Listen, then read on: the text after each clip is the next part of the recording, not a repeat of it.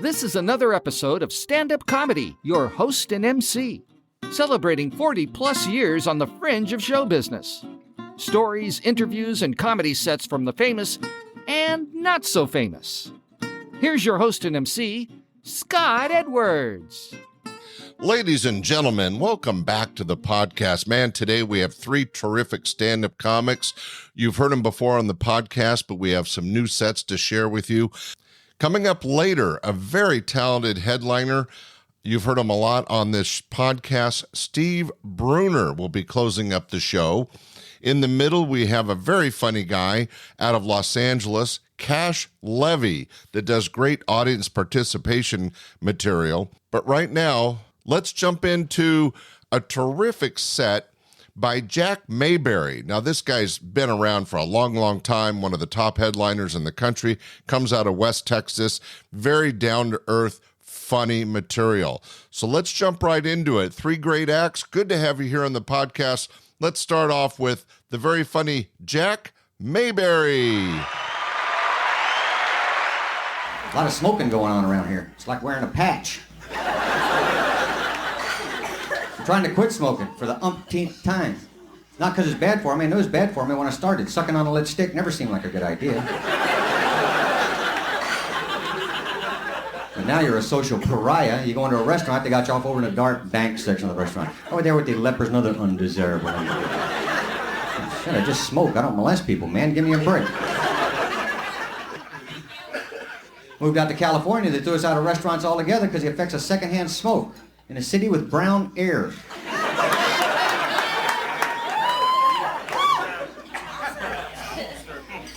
So I'm gonna quit smoking if it kills me. Can't justify it anymore. Hard drugs, I don't have trouble with hard drugs. I tried cocaine, it made me tense and irritable. And that's just when people wanted some of mine. I couldn't handle that drug at all, man. That was bad. Marijuana, I like marijuana. But it made me ambivalent, and I'm not sure how I feel about that exactly.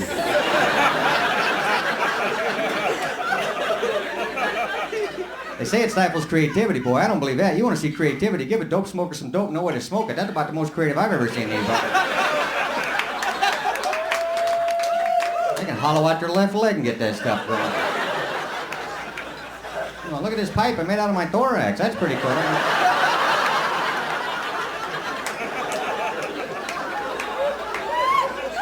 What's even more amazing to me is marijuana's illegal, cigarettes are legal. They don't mind you killing yourself, they just don't want you to be in a really good frame of mind when it happens.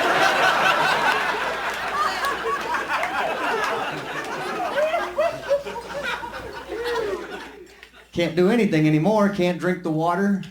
They're on coffee again now. I quit drinking coffee the last time we went through that argument. I was drinking coffee and they go, don't drink that, the caffeine makes you nervous. So I started drinking decaffeinated. Then they said the stuff you use to decaffeinate that with gives you cancer. Well, that makes me nervous. I don't need a damn coffee anymore, man. Forget it. I must pick the worst stuff. Alcohol, nicotine, caffeine. Man, I must just be walking into places going, hey, you got anything here that kills laboratory animals? Give me about $100 worth of that. What doesn't kill laboratory animals? Is that about the most weak little creature you ever heard of, or what? Or they check this stuff out on something with a little constitution. Give coffee and cigarettes to cockroaches. At least they'd have a reason to be awake all night. I think as human beings, we're at least as resilient as the cockroaches. We're the only thing on the planet that's giving them a run for their money at this point. I think sometimes we may be God's cockroaches. I think he probably came in here and exterminated once. We've reinfested the joint. He's probably going to come back someday, open up the door and go, Jesus Christ, look at all these cockroaches. And Jesus will go, yeah.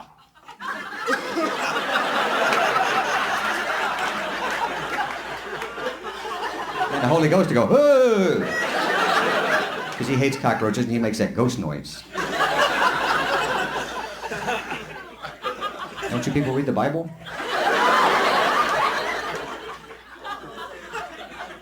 Yeah, me neither. I couldn't get past all that begatting in the beginning. You ever try to read the Bible? I know you got to have a lot of begatting to have a beginning, but man, I kept getting confused. So I jumped to the end. I know how this all comes out. It's not good. We're in big trouble. guy asked me if I want to go to heaven one day, got me to thinking about that. 8 o'clock in the morning, I open up my door and a guy standing there with the Bible going, do you want to go to heaven? 8 o'clock in the morning, I'm in the middle of the night. I'm looking at him thinking, are you going to be there? I was kind of planning on sleeping late for eternity. They got you and doorbells there, and I assume doorbells are going to be a crucial part of your heaven. No, I don't want to go. You want to go to heaven? What the hell kind of question is that anyhow? I used to sit there in church every week and ask that question. You know, they changed the sermon, but every week the guy would go, when you die, do you want to burn in the fires of hell? Or do you want to go to heaven and live forever and be happy? I'm 5 years old. I'm sitting here thinking, what, you got people in the back trying to make up their mind on this or what? You got hands up for hell back there? Do you really? There's no hands up back there. What do you keep asking us that question for? If we want to go to hell, we wouldn't be in church, man.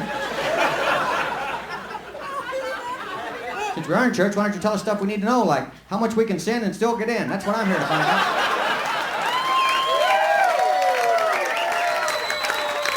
Give me some hard numbers I can work with here. They said you can sin some, but you've got original sin, so you already got some. So what I need to know is about how much. And if it's 40%, just say 40%. That's the cutoff point. Just say, great, I'm out of here. I'll send up to 35, back off a little bit.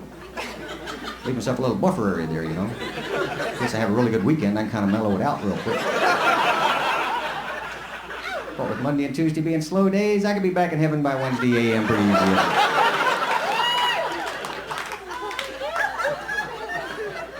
But if it's 40, let me know it's 40 so I don't have 42, get killed and end up in hell for a measly 2%.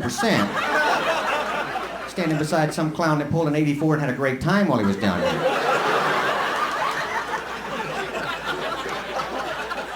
So I figured they'll probably have to grade on a curve is the only way they got out of this. And you got Hitler and Mussolini off at one end of that bell. I'm in there with a B+ pretty easy after. But the guy at the door didn't bite. He told me I was going to go to hell. And apparently you have to go straight to hell. Like there was a scenic route I was going to try and take. Hello, AAA? Oh yeah, the River of Fire. A whole day at the River of Fire.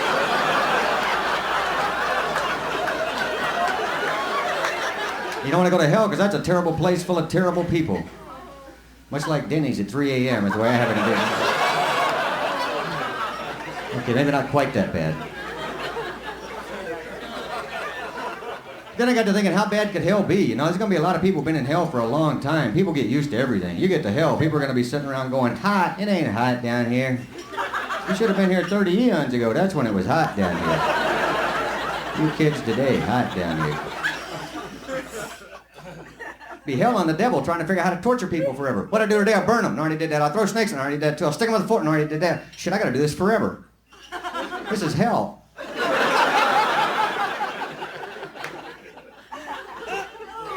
Hell's going to be a big place too. You know that? I bet heaven's just going to be a small suburb on the outskirts of hell. Because according to every religion, you got to do what that religion tells you to get into heaven, or they'll tell you the other religions will get you thrown into hell. Plus, there's going to be a lot of nice aborigines that no missionaries at all ever even got to, walking around in hell going, you know, I didn't know anything about any of this stuff, guys.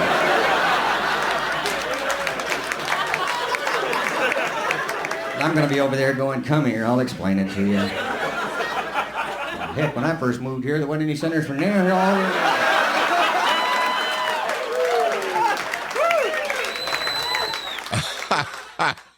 Well, you can see why Jack Mayberry's been in the business for over 40 years. Very funny, very down to earth, has that good kind of Texas drawl to all of his material. Very funny, and hope you enjoyed that as much as I did. Hey, coming up right now is a young, energetic comic. Used to work for me a lot back in the day. He's still out working the boards and doing comedy all over the country. Let's put it together for one of the best audience participation comics. Here he is, Cash Levy. I worked out today. I see a lot of bodybuilders. It doesn't make any sense to me. But what earthly reason is there for a bodybuilder? What earthly reason is to get that big? Are people like stuck under cars very often? Need to get... need to get pulled out. I mean, these people are huge. I want to say something. I'm at the gym and I'm working out and I was trying to work in today. I'm like, can I work in with you? No, dude, I'm not done yet. I just want to go, actually, you really are done. You were done quite a while ago. Yeah, that's 570 pounds. I don't know if you know this, they have machines that'll do that now. Your head looks like a freaking ping pong ball.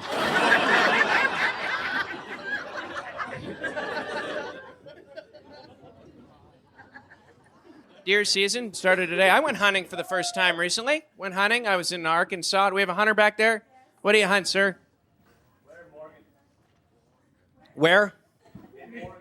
Oh, you hunt in Morgan. Just anything that moves in Morgan? I asked him what he hunted, and he just named a town. I'll shoot the whole damn thing up if I have to. I don't like Morgan much.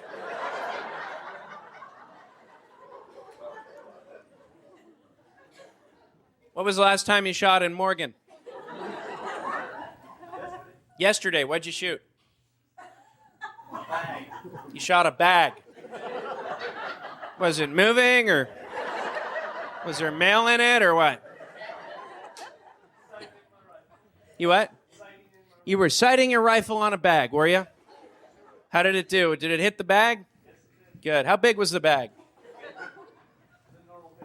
It was a normal paper bag. What do you use?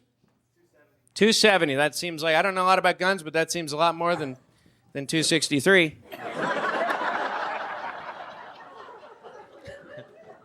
I have a 1 myself. Doesn't shoot much, but I don't go to Morgan often.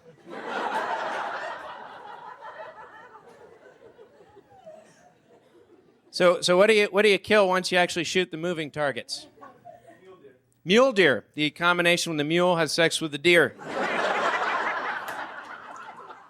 Which is a very rare occurrence. When it does happen, you're there to shoot the prey. That seems kind of cruel that you're shooting an animal that barely exists. Maybe you should just shoot one or the other. I mean, how often do you see a mule deer? Pretty seldom where I'm from. I live in LA now, and you don't see mule deer walking down the beach. You don't see people shooting bags very often either. All I'm saying is this is a strange place. I'm a stranger in a strange land. So what else do you shoot? Squirrels. Wow, that's some impressive... You strap those to your hood afterwards? Just put them in your glove compartment.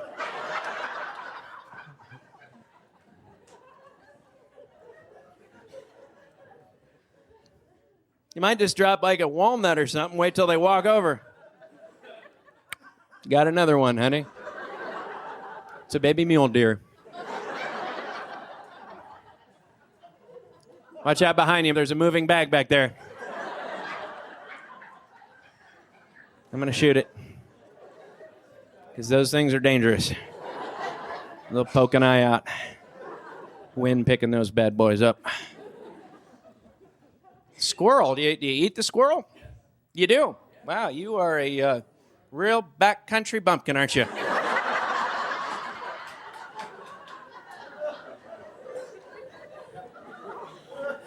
Sure, I eat it. Feathers and all.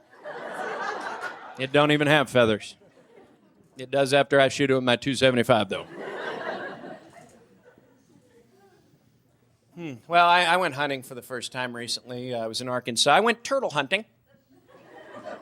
Yeah, this is hunting for the lazy man, let me tell you. We're out there with the rifles. You missed a turtle. Reload.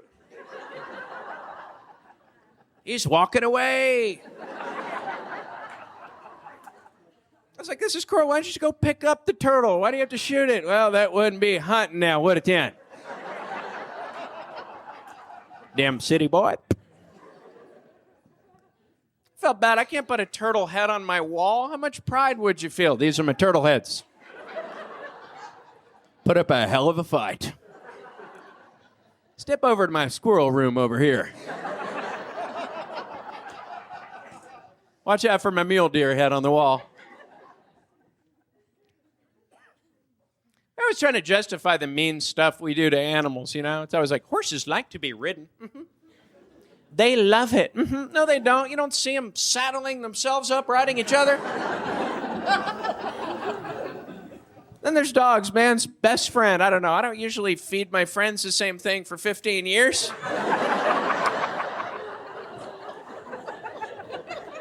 No wonder they eat shoes and couches.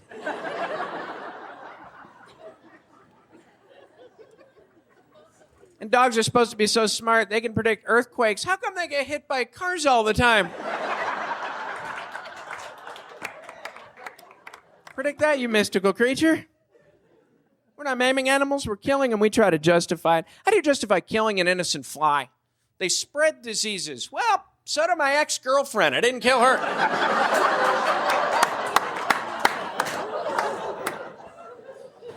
Bitch gave me polio.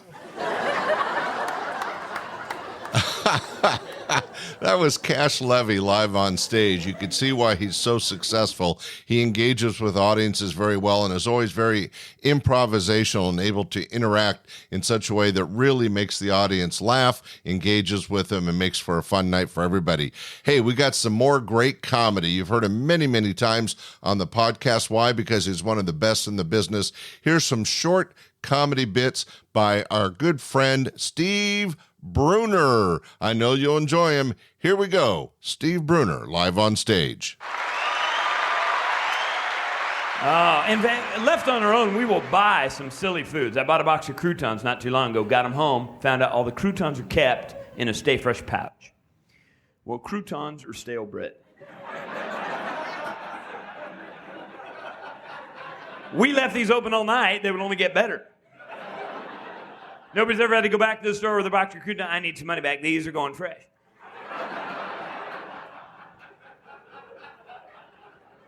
Seen some weird foods in my day, too. I was in Albuquerque, New Mexico, walked into a 7-Eleven. Right there, they were selling pickled pig's feet in a clear jar. Now, the people that want pickled pig's feet know what they look like. The people that don't want them shouldn't have to see them. In fact, the people that don't want them shouldn't even have to see the people that do want them. These wouldn't have bothered me had they hid them way in the back, but no, they put them right next to the cash register. Like pickled pig's feet or some sort of impulse buy. Like one of us is going to be in the 7-Eleven reaching for their pack of gums and say, hey. I need a swine extremity. That's a dang tough choice, bubble yum or a hoof. I have to admit, right? I see why you're keeping up front. A lot of people must be stealing those. Got to keep your eye on that. I think they put them up front to make the Slim Jims look nutritious.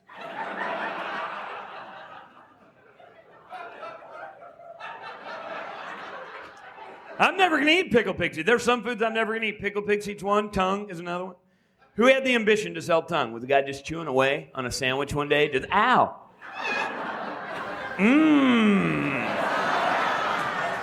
You know, a little mustard, that'd be good eating, right?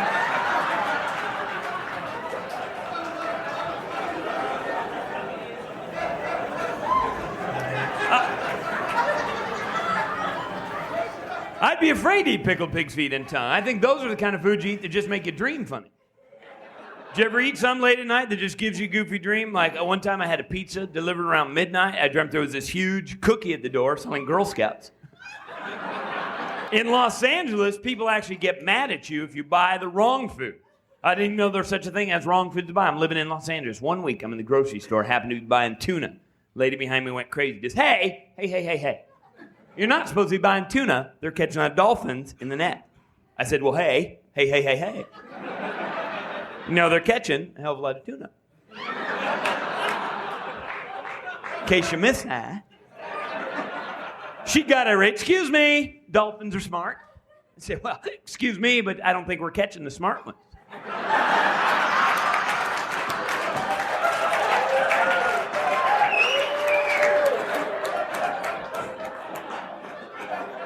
And don't get me wrong, I'm not anti-dolphin, I'm just pro-tuna.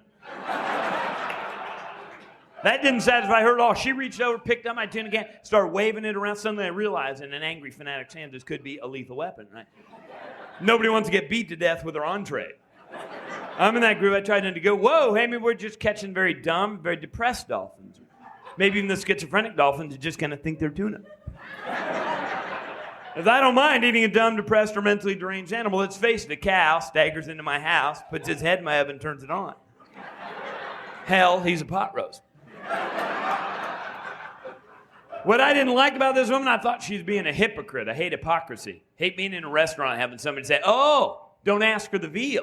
In order to get that, they had to kill those poor little baby calves. Like the chicken on their plate jumped in front of a bus. Fun to play a good comedy club again, too, because I haven't played a club in a long time, because usually I'm playing a corporate show or it's opening up for somebody, and they always put you in a hotel. This place puts you in a house, really nice, because every hotel you ever walk into asks you the same question right up front. How are you going to pay? Give you the 4 options, cash, check charge, or other. That's when I try to other. Yeah, I'd like some other guy to pay for this. Would that be all right? Every hotel I've ever been to always has a slogan, something to the effect of just like home, which I don't believe for a minute. I've never been in anybody's house where they bolt the TV to the dresser. I stayed in one hotel where they bolted the remote control down, and it wasn't facing the TV. My only entertainment all week long was pissing off the guy in the next room. Just 5 minutes, ooh, bet you want to see the end of that, didn't you? 3 o'clock in the morning, CNN, really, really loud, just for you. There you go.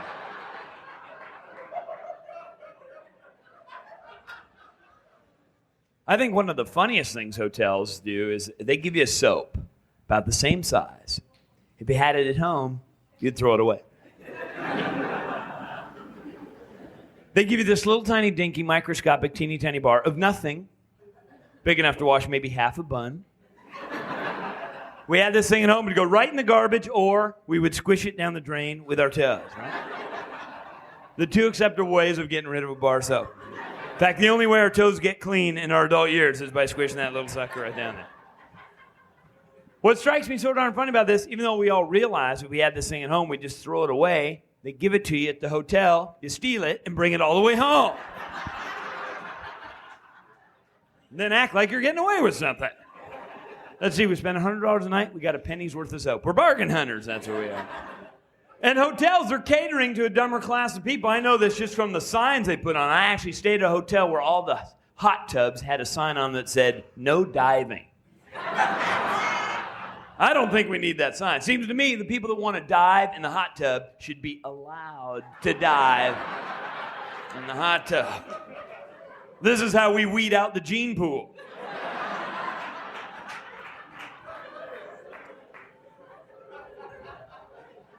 I think last time I was in Sacramento, I stayed at a great hotel, one of the best hotels I've ever been to. The only problem I had with the hotel, they had the world's largest mirror right across from the shower as I was getting out. Yeah, there's nothing I have that needs that much reflection. If I had anything that needed that much mirror, I wouldn't want a mirror, I'd want a window.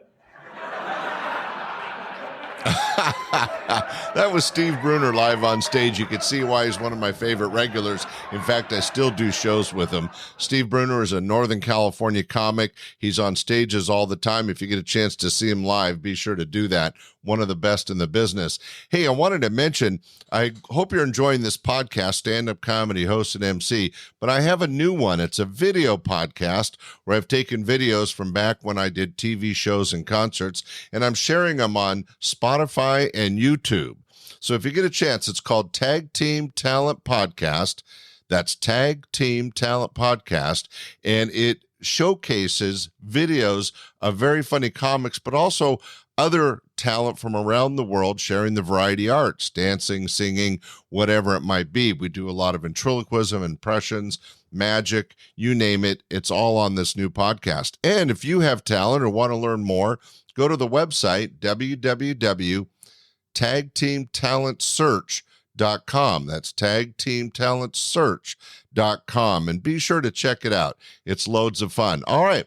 Well, thanks for listening to today's podcast. We'll be back next week with one of our interviews. Thanks for listening. Bye. We hope you enjoyed this episode of Stand-Up Comedy, your host and MC. For information on the show, merchandise, and our sponsors, or to send comments to Scott, visit our website at www.standupyourhostandmc.com. Look for more episodes soon and enjoy the world of stand-up comedy. Visit a comedy showroom near you.